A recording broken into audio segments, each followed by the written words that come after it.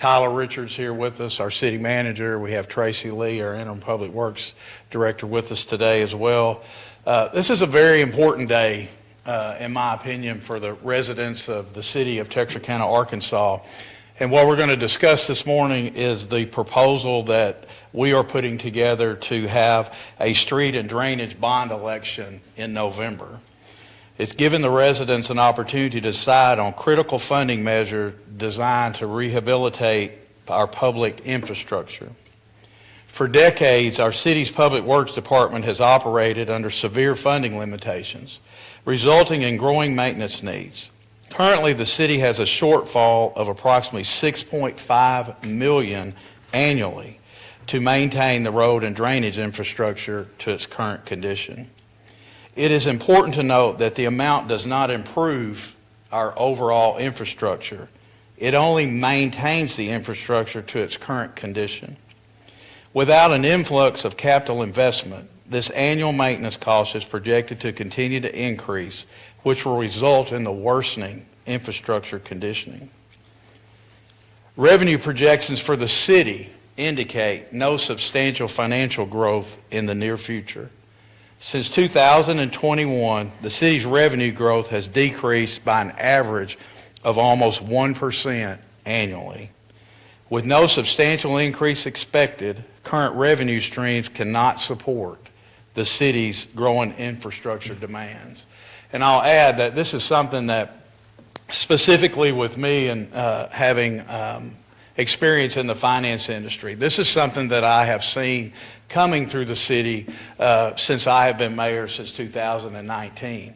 And there are a couple of things to note for that. One is that we have a very large percentage of our general fund revenue that certainly goes to our police and fire departments, and now we also have an increase of a demand of our general fund with the airport.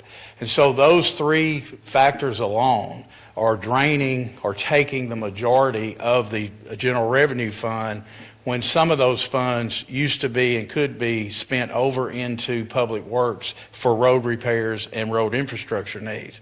So these demands have continued to escalate over the years, while our revenue and our retail base and our sales tax revenue has not increased to the percentage of our expense increase. And so this is something that I've seen coming for quite some time. And I want all the citizens to know that this is something that's very important to the city. The city staff, the city board understands the important needs to try to fix our streets and roads. We just simply have not had the revenue increase to be able to dump those additional funds in there.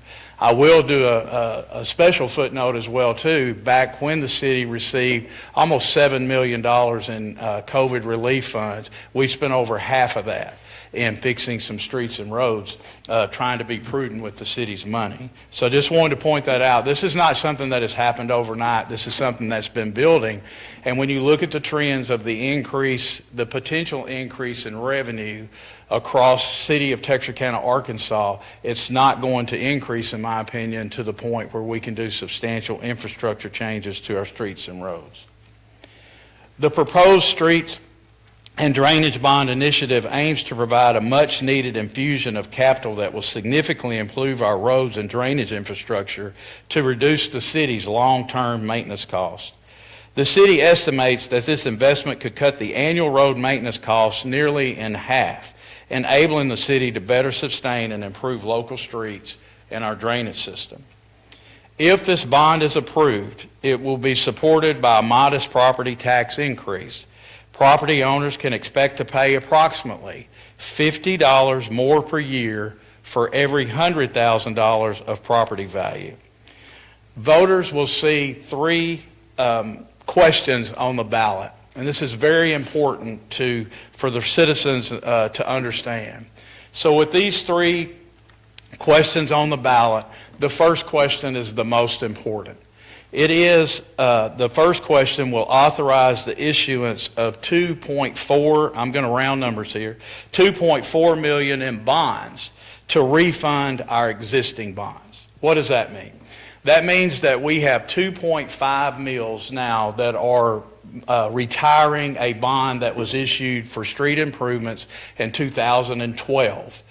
The maximum amount of mills allowed for street improvement is 5.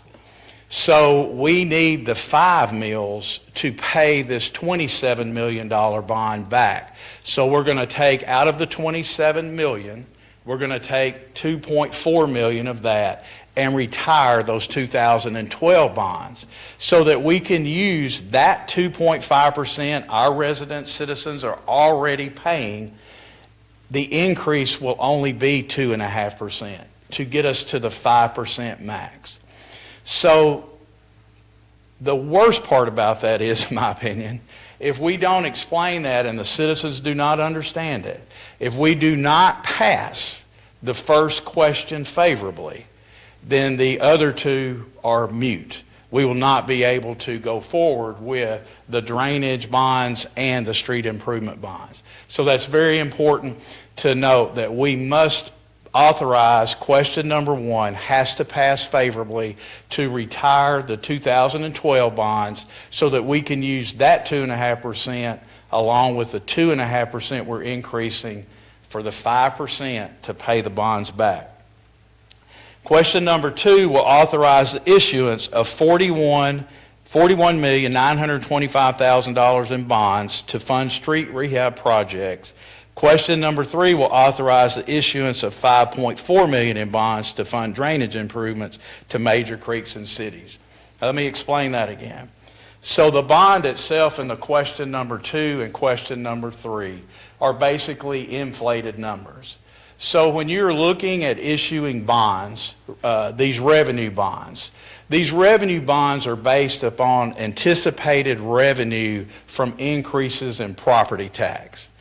And so what happens is the state mandates the 5 mills is all you can charge residents in street and drainage projects, and we're at 2.5 right now, is that we can, if we pass this, then we will not have to go back to the voters as the property tax revenues increase. The city itself and the board can authorize the reappropriation of those bonds and refinance those bonds and continue to put that money into public works for future street repairs and drainage repairs. So let me be clear again. The question is for I'm going to round numbers again. For question number 2 is for $42 million. Question number 3 is for $5.4 million for the drainage. That is not the actual money we will be getting in the first issuance. We're getting about half of that. We're getting $27 million because that is the only increase in the potential property tax revenue that we would see to be able to retire it. So in other words, you're not going to be able to borrow more money than you can pay back. And so, but if we can pass this initiative, we will not have to go back to the voters in the future to allow for that. That's very important. It's important to me understanding that, one, we need those 5 mills to continue to keep up with the infrastructure in our city to maintain good streets and roads. That is the only way, in my opinion, by issuing these bonds, that we're going to make a significant impact in our streets and roads over the next several years. And so as these bonds pay down and as the property tax revenue increases, that will authorize the board to get potential bond money for the Public Works Department without going back to the voters. So it's very important to note. The second is it is important to consider that question 1 must be passed again in order for the city to issue the additional bonds described in question 2 and 3. If question 1 fails, then we'll not be able to complete those improvement bonds. The city will receive approximately $25 million to invest in streets and drainage improvements, $21 million for streets and $4 million for drainage. Drainage project will consist of cleaning and dredging the major creeks within the city. The 2 creeks that are noted here is Nix Creek and Jones Creek. Drainage projects will, the amounts stated on the ballot are not what we could collect currently, but what the property tax would be worth in the next 10 to 20 years. The number is the maximum amount that the city cannot exceed. If the city experiences substantial growth in property tax revenues, we could issue additional bonds in the future without increasing property taxes to our citizens. The city encourages all registered voters to participate in this upcoming election and make an informed decision regarding the future of the local infrastructure. To aid in that decision, the city manager will be hosting town hall meetings within each ward. The meetings are scheduled as follows. Ward 1 will be October the 21st at Lifehouse Church. Ward 3 will be October the 23rd with a time and date to be time and location to be determined. Ward 4 will be the 28th of October, same with a location and time to be determined. October the 30th will be Ward 6 at Sugar Hill United Methodist Church on Sugar Hill Road. Ward 2 is location and time to be determined. Ward 5 is November the 6th at Central Baptist Church at 5:30. Additional meeting information will be released as these locations and times are secured. The city's board of directors authorized a street study to be conducted to support the investment of potential bond proceeds. The street study conducted by InfraHub consisted of a complete survey. I want to point out that it was a complete survey of all city-maintained roads, pavement condition assessment, cost-benefit analysis, and prioritization. Roads were assigned a priority score that was 56% pavement condition, 22% street classification or road volume, and 22% cost benefit. Construction estimates were created for the top roads on this list, and the priority road list was approved by the City Board of Directors to be completed with the bond proceeds. That priority list is available and is attached to this press release and will be available through our Public Works Department. It's also available, I might point out, it's available on our website through our city board meetings. And so why is that important? I think it's important, me personally as mayor, to be transparent with the citizens, meaning that there has been some things in the past that there's been some misunderstandings about bonds that went out, where the money was spent, how that's taken place. I was one that supported a proactive approach to get this list together, analyze this list based off of what we've paid for, which is an unbiased street study, and prioritize those streets. So we passed at our board meeting last 2 weeks ago, we passed a resolution. That resolution binds the Public Works Department and the city to repair the roads that were approved on that list. So if your street happens to be on this list, it will get done. And so the next thing I'll point out is that even though we pass this bond, which I'm hopeful that we will, if we pass this bond and this modest increase in property tax revenue, the one thing that will take place is this money will not even be coming to the city until what we anticipate to be April or May of 26. In that time, once the bond passes in November, we can begin to bid out streets, get things done, and all that kind of stuff. Our estimates, and Tyler can cover this probably a little bit in a few minutes, would be maybe even up to 2 years before we're able to get all of these streets done. There are 58. There are 58 streets on this list to be completed with this bond money. But it's going to be a long, drawn-out process. So I want the citizens to understand that, is that we'll work diligently. Most of these will be done by private contractors. And so the bidding process, all those engineering that has to be done, it's a time-consuming process, but they will get done. There's much detail in the street study process, the bonds, and the property tax that support the bonds that can be elaborated on in our scheduled town hall meetings. We plan to utilize these town hall meetings to fully inform our citizens of a plan and process so they may and all make an informed decision at this election. The city is committed to being fully transparent, and we will answer any and all questions in these town hall meetings.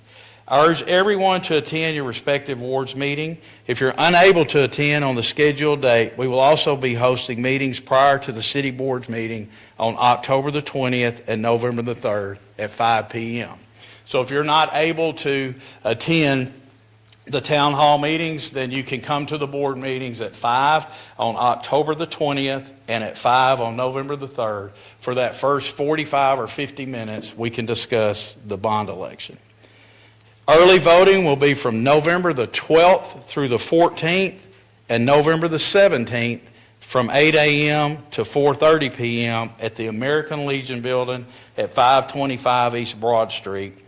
And Election Day will be Tuesday, November the 18th, from 7:30 a.m. to 7:30 p.m. at your respective polling places.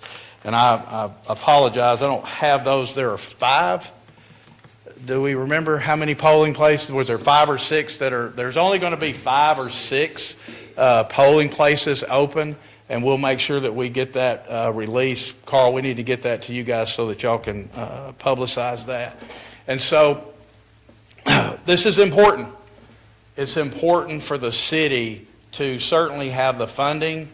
It's more than likely not popular to raise taxes. This is a very modest increase, but for the citizens to understand that for the future of the city, this is the way to go.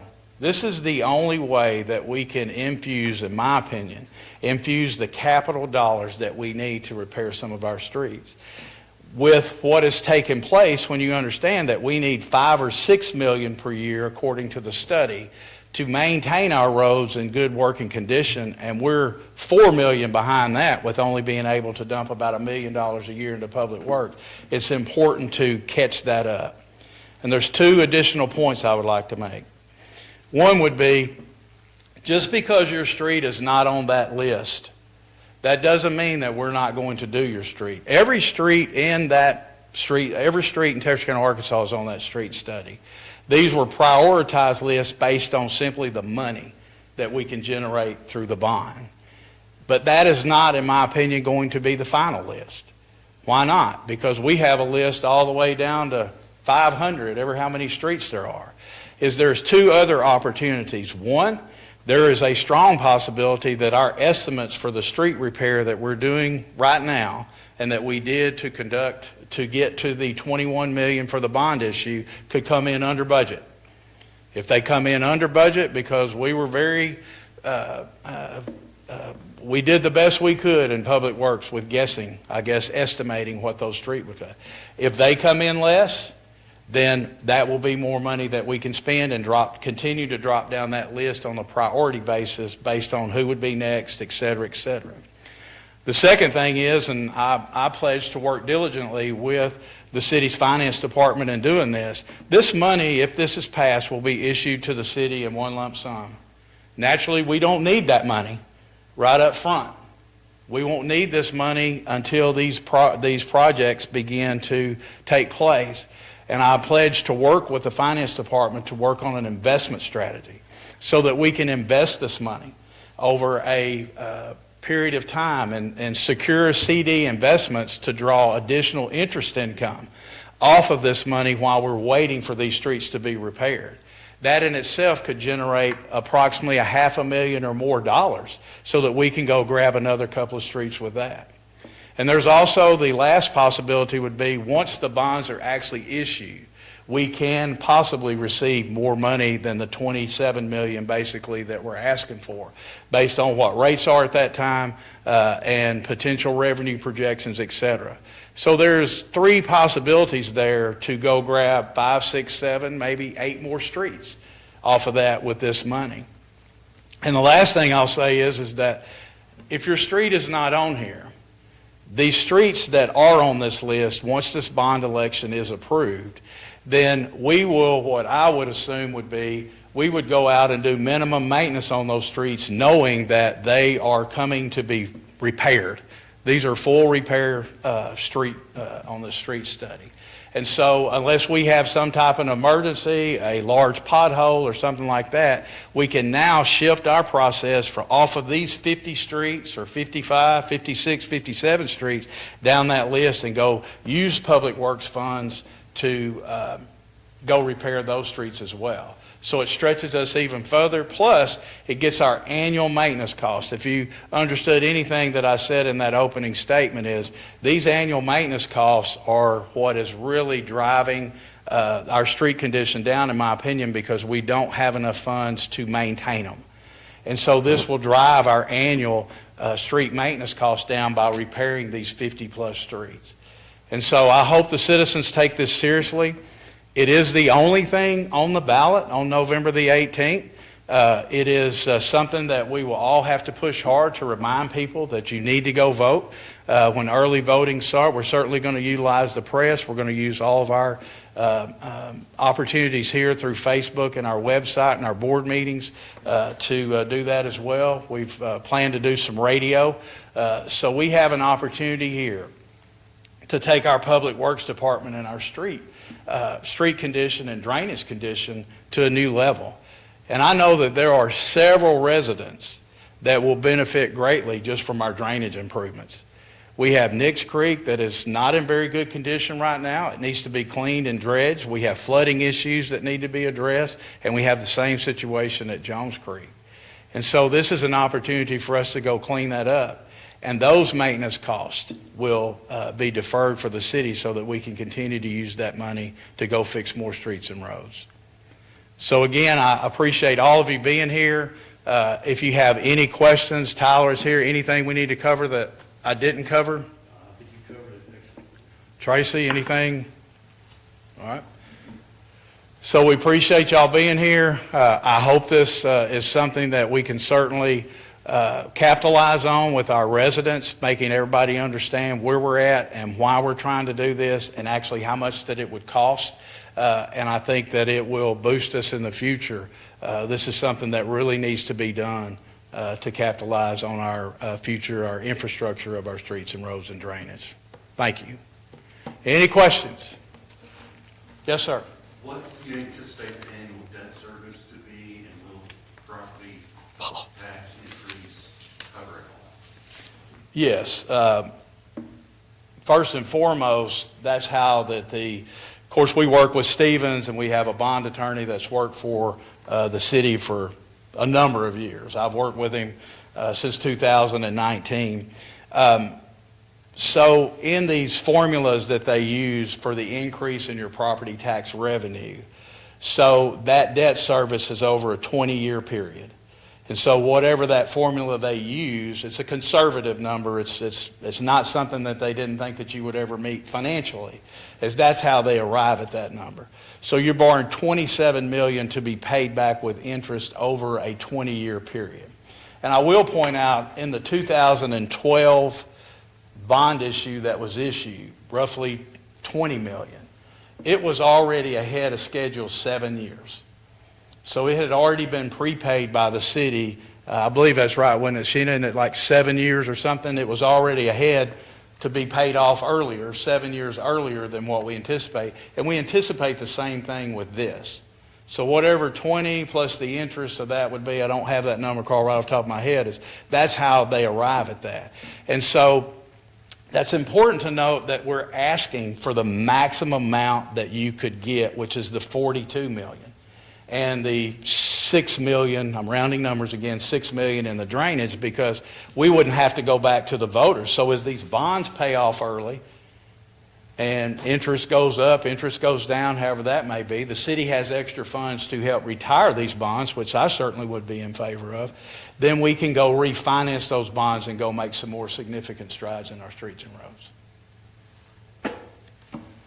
Will making these improvements itself increase property tax evaluations? In other words, doing this, will this create property tax income? Yeah, great question. So for every 100,000 that you are on the books right now, it's $50 a year. Okay? There was a good question posed not recently about the people that have their property values frozen. So if you're over 65 and the county has frozen your property tax value, you will get that $50 increase on that value that is frozen. And that value stays frozen until you increase your property value by 25%. So if you were to go add a room onto your house, add a detached garage or something, and it increases your value over 25%, then your 65 frozen is not frozen anymore at that. It goes to the new level. So everybody will receive the $50 per 100,000 on the assessed value now. So when the county does a reassessment, and your property is reassessed and you're not 65, then that would increase your property taxes by that amount. Does the county take into consideration street improvements in those assessments? No, Okay. no. Not that I'm aware of. It's strictly the value of your property on your lot or land or whatever. Anything else? What kind of work are we talking about? Complete rebuilds or? Yeah, each road could be different, but yeah, there'll be full rehabilitations. Some may just receive a mill and overlay. Some require extensive base work, so we'll go in and take out 12 inches of subgrade and asphalt and build everything back.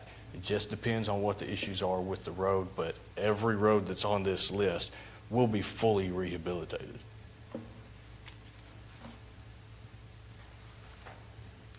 Yeah. Again, thank all of y'all for coming, and let's help get the word out, and hopefully our citizens understand the importance of this, and that this will move the city forward with our Public Works Department and our street and drainage infrastructure for sure. All right, thank y'all.